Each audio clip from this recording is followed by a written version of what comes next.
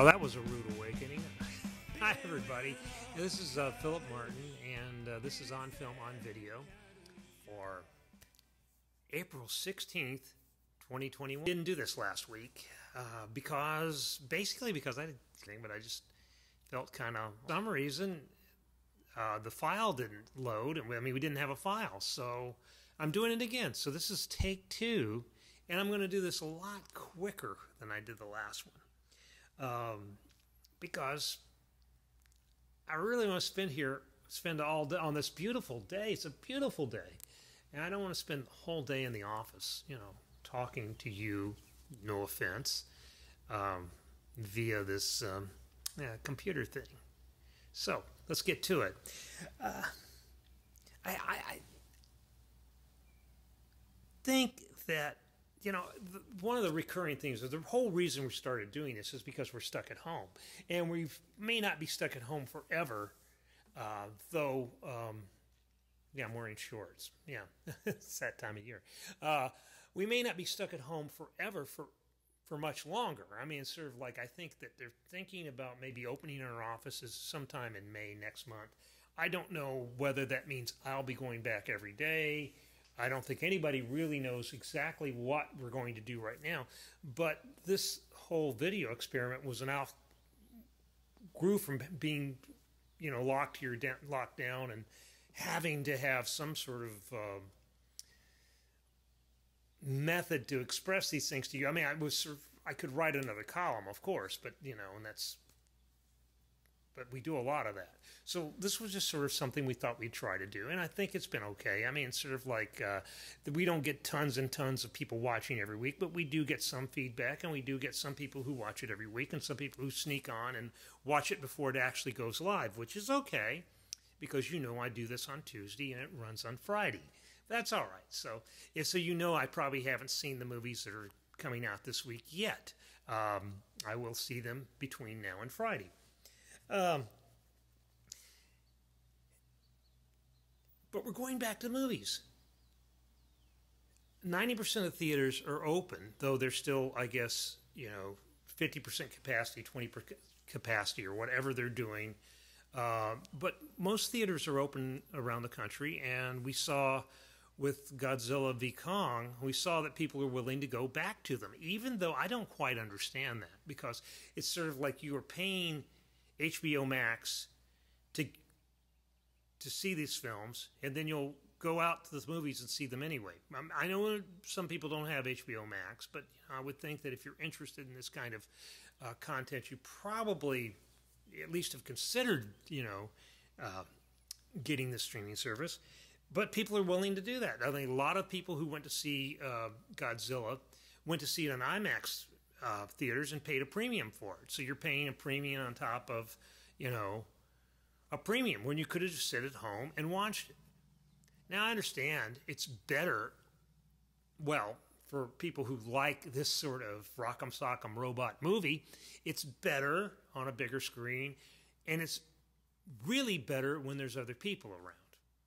I watched it at home, and I got to say, it's not my movie. It's not, there's nothing wrong with it. There's 40 minutes of lead up, and then there's a monster attack, and then we have 3 fights, and, and everybody wants the 3 fights, and I want more of the nerds running around and the podcast stuff, and I want more stuff on the Hollow Earth, which is kind of fascinating once you dive down that rabbit hole and you realize that that was a real theory that people had for a while, and then it got debunked, but people still, like Jules Verne wrote a book about it, the most famous one.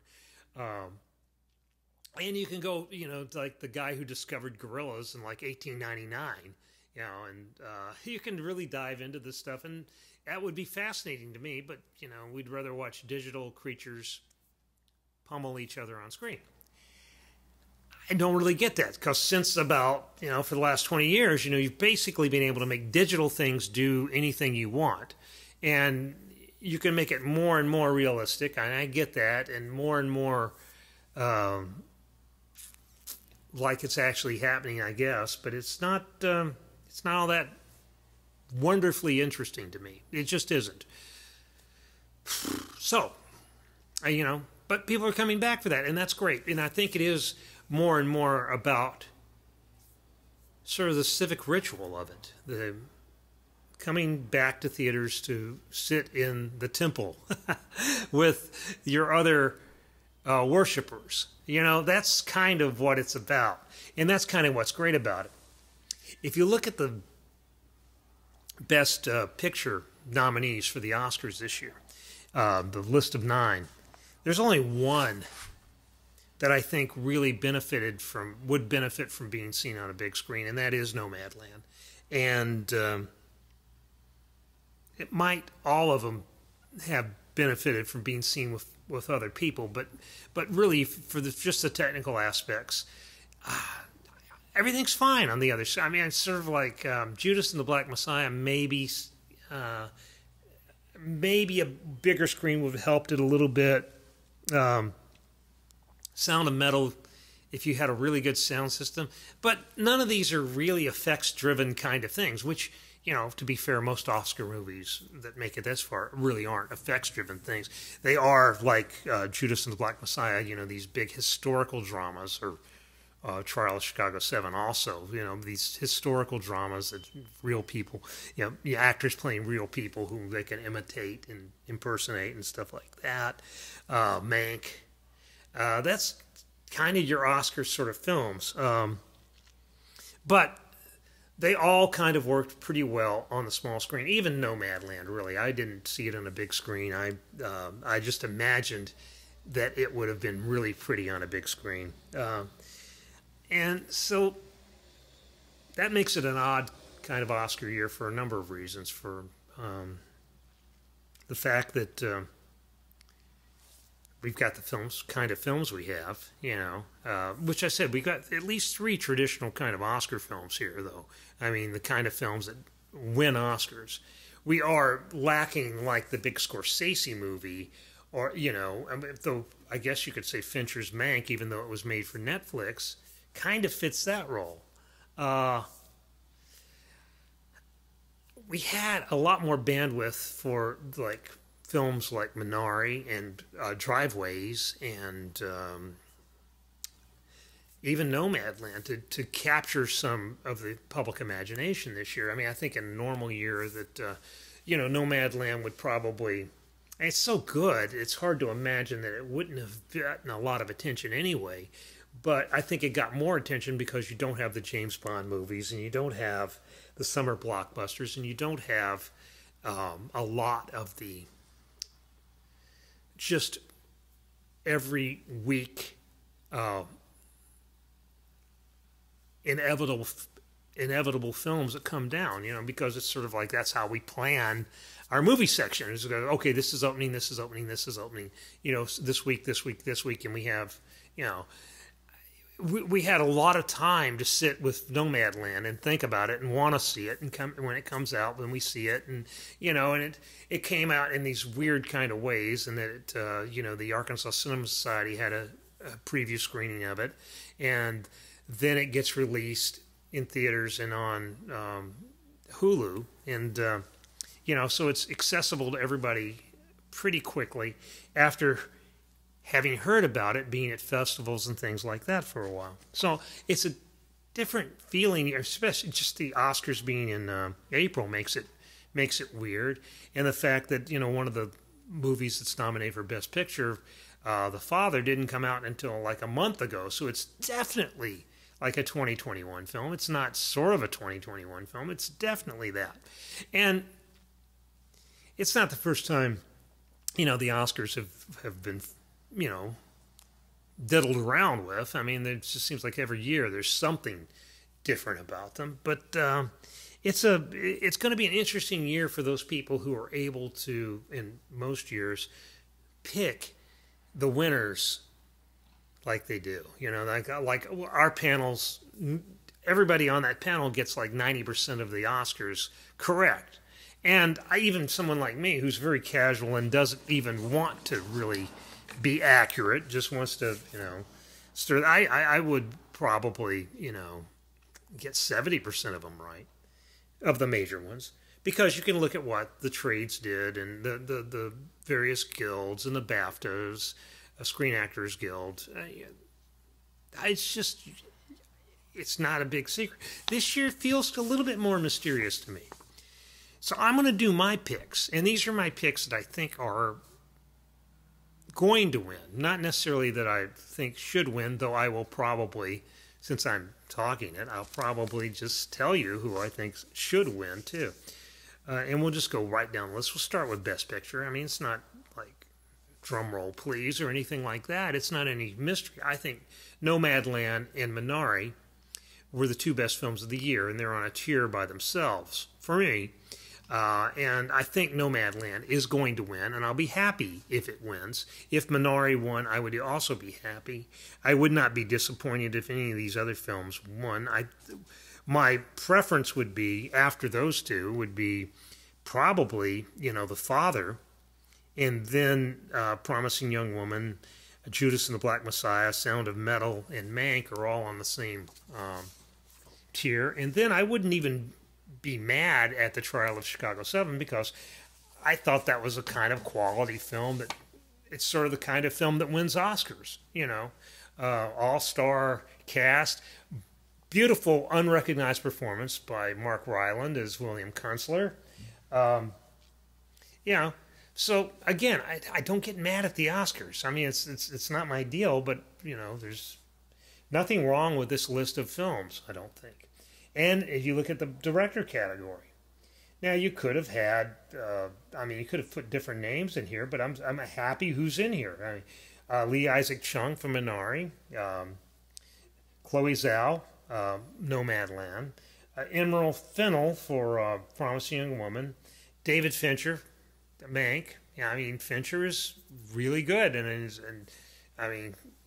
he's the Christopher Nolan type guy who's in this. He's going to be in it. He's the Scorsese kind of old school figure now. If he wins, he wins. Thomas Vinterberg with Another Round, Druk. I really love that film. Really love that as an international feature. I think that's going to win international feature. I don't think he's going to win this. Honestly, I think Lee Isaac Chung is going to win this. I really do.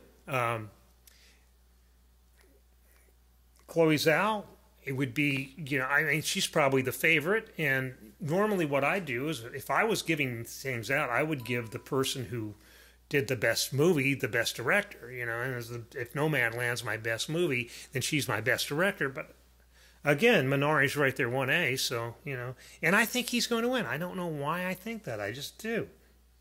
Best actor, I think they're going to give it Chadwick Boseman, Ma Rainey's Black Bottom, for a couple of reasons. Number one, it's a great performance, a fierce performance. It sort of rhymes with his tragic death. He knew, at least that's what you think when you're watching this. You think he's talking about, himself in some of these lines. It just feels that way. And that's a nice, it would be beautiful to give it to him. Now, I do have to say, I don't always know that fierce is the most highest degree of difficulty for a really good actor. And I think that some of the subtler performances, like Anthony Hopkins and Riz Ahmed, certainly deserve consideration. They're really good performances. But again, it's subjective. I don't believe in ranking art in saying like that. I think that Steve Yeun of Minari, beautiful, crafted performance. Ullman. Ullman's always good. And I saw Ullman in a bad movie. In a bad movie, he's good. I just saw him recently in a bad movie, and I can't remember the name of it. He was really good in it. So, I know. Hollywood's going to give it to Boseman, and I'm all right with that. Now, if I was going to give it to someone, I might go Minari. I might go Steve Yeun. I just might. Best Actress is a little bit different in that Viola Davis, fine, but I felt like it was more a supporting performance.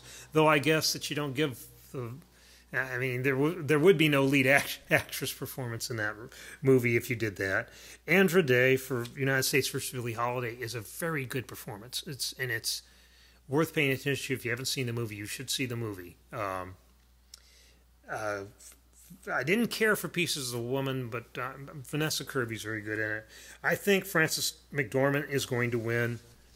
I think that Carey Mulligan's adorable and is a very good artist and won't win for Promising Young Woman, but if she does, I will cheer for her.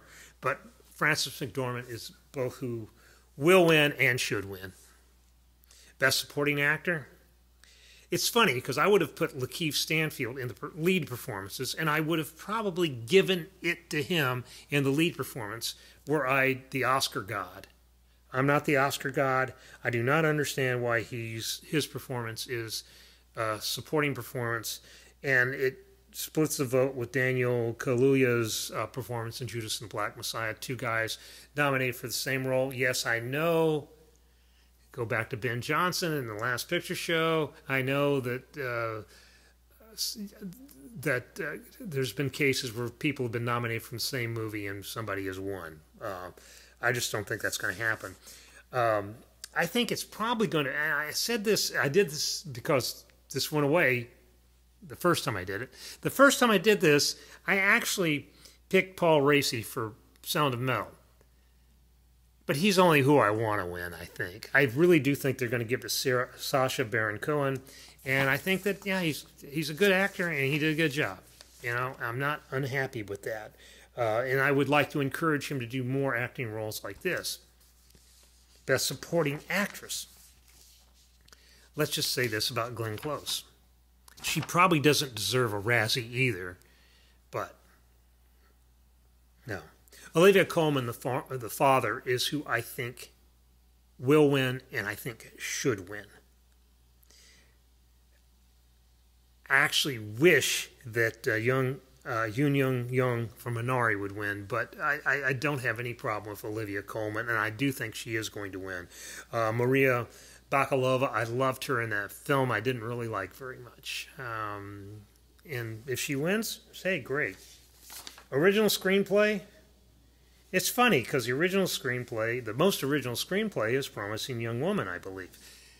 But Minari will win, and I don't have a brief against it. It's just a wonderful memory play, and it will win. It should win.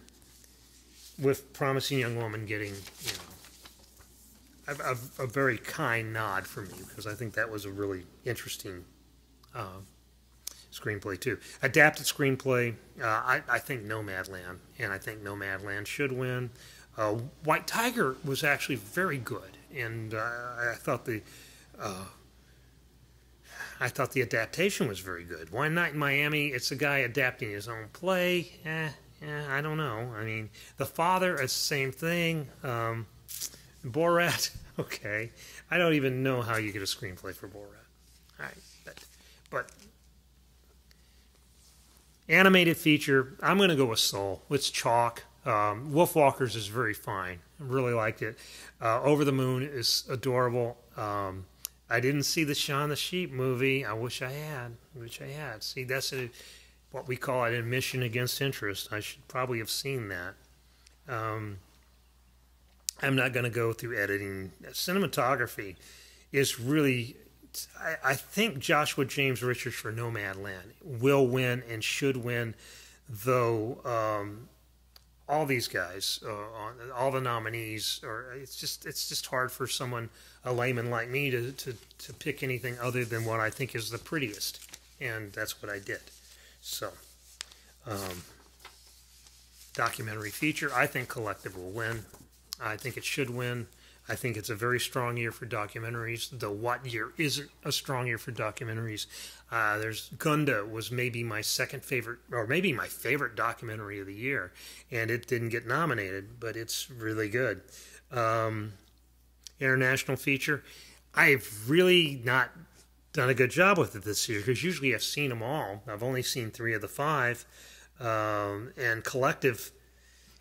I just said was the best documentary of the year. It's probably the best international feature, but Another Round is really fun and really good, and I really thought it was an interesting film. So, there we are. We've done another 20 minutes. I'm afraid to go much longer because then I'm afraid that this won't happen either. But we're going to try to make it happen now.